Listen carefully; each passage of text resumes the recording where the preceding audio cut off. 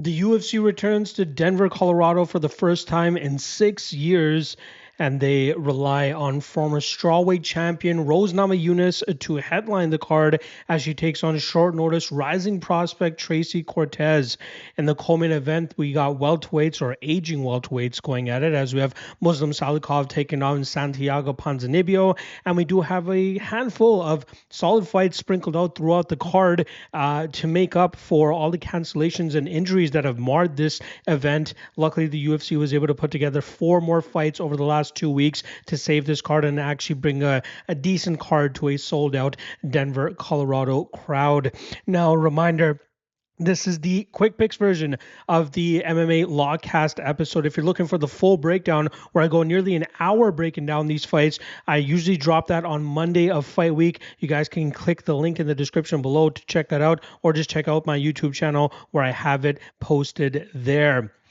That's pretty much about it. Just a reminder, I also do have regional breakdowns for LFA 188 as well as PFL MENA 2 going down tomorrow. Those will be posted on the Lock of the Night Patreon page. So if you want to get a bit of an appetizer before the UFC card on Saturday, that's exactly how you can do so. The MMA LOTN Patreon page, link in the description below. All right.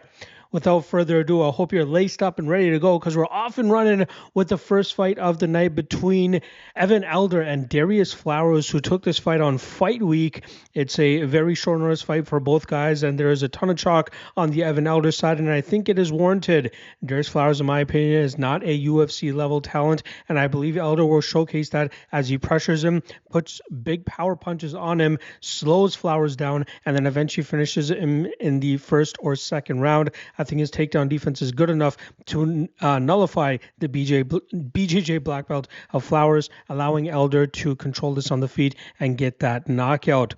Next up, we got Josh Fremd going up against Andre Petroski. Petroski, another guy known to slightly slow down, although the majority of his losses have come early in fights. But here against Fremd, he's going up against a guy that normally utilizes a lot of pressure and pace, and I think that will come through for him here against Petroski. This line is currently at a pick'em, and Fremd, I believe, is worth a shot. As long as he can survive the early onslaught here from Petroski, Fremd should start to get his grind going and then eventually find that finish in the third round.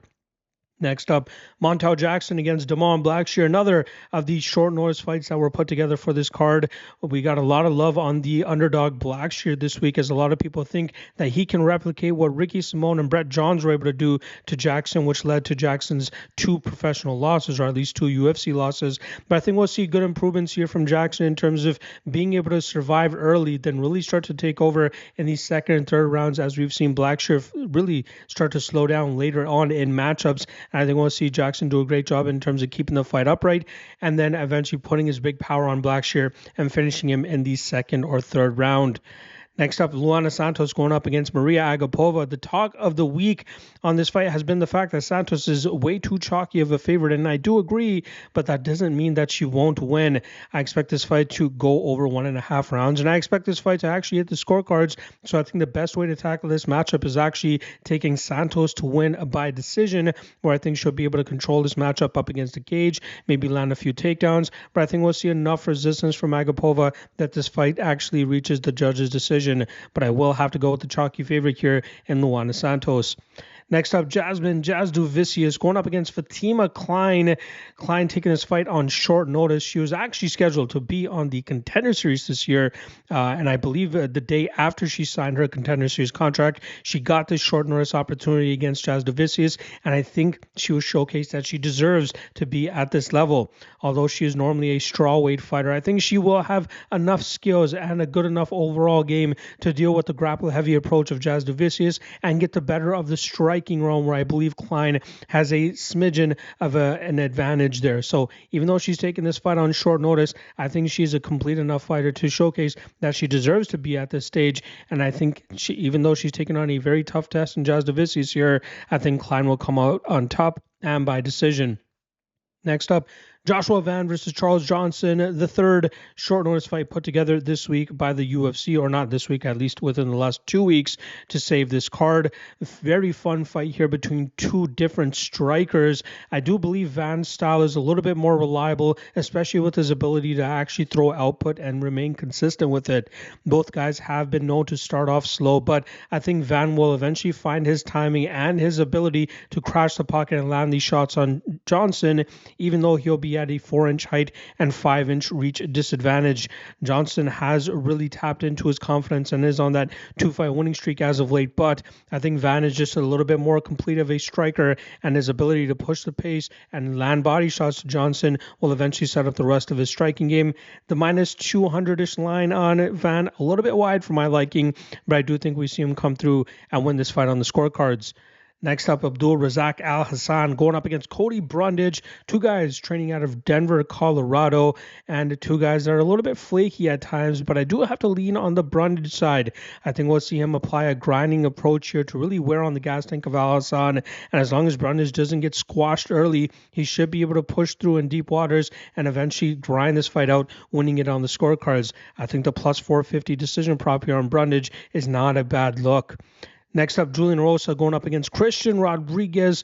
Erosa is a veteran's veteran, and he's coming off of a very solid guillotine submission over Ricardo Ramos, but I think he's going up against a very tough and talented prospect here in Rodriguez, who is riding a winning streak and coming off that controversial decision victory over Isaac Dulgarian. Regardless, that fight will have nothing to do with this one, as Rodriguez will showcase that he is the slicker striker of the two, and even though he'll be at a height and reach disadvantage in this matchup, I think he does a good job in terms of crashing the pocket. He'll land some combinations, and I think one of those punches will eventually drop Erosa, and that will lead either to a straight up knockout or a club and sub opportunity for Rodriguez. I think Rodriguez is one of the best, if not the best prospect on the roster right now, and I think he'll showcase it once again by picking up the biggest win of his UFC career, or at least the biggest win against a veteran of his UFC career. Next up, Gabriel Bonfim going up against Loosa. Both of these guys coming off of unfortunate losses, although Loosa ended up being a no contest. We all can agree that he was probably fading in that matchup against Brian Battle, but in this matchup, he's going up against an even more aggressive Gabriel Bonfim, who should be able to deal with the power that Loosa brings to the table and then get this fight into the grappling realm where Bonfim's submission game is very high level. Both guys have a bit of a cardio issue that could hinder their performance in this matchup, so that minus 300, minus 350 line in Bonfim is a little bit out there, but I do think we see Bonfim eventually hurt Loosa and eventually find that submission, getting the tap in the first or second round. Next up, the fourth and final short notice fight that the UFC put together within the last 2 weeks, as we have Drew Dober taking on Gene Silva, who just picked up a knockout victory over Charles Jourdain at the last UFC event at the ending of June. Unfortunately for him, he's going up against a tough veteran here in Drew Dober, who is likely the better technical striker, and both guys possess the power to put each other out, and Dober's durability is a little bit of a concern at this stage of his career, but I think if Dober can stay competitive early, we'll see Gene Silva start to slow down, having to deal with the altitude and whiffing at air, as long as Dober showcases solid striking defense. And then from there, Dober should start to turn up the pace, and I think he could eventually put Gene Silva away in the second or third round. Co-main event, aging welterweights going out of here, as we have Santiago Ponzinibbio going up against Muslim Salikhov. I do favor this Ponzinibbio side ever so slightly, but I think we are starting to see the public realize that the line was a little bit too wide, which is why Ponzinibbio has dropped from minus 220 to about that minus 180 range. I still think that's a smidgen wide here, considering the durability is very shaky on both sides here, and it might come down to who ends up landing the first big shot to proclaim who the winner is, but I do believe Ponzinibbio is a little bit faster and a little bit slicker with his shots, and I think that will eventually allow him to land that big shot on Salikhov and put him away.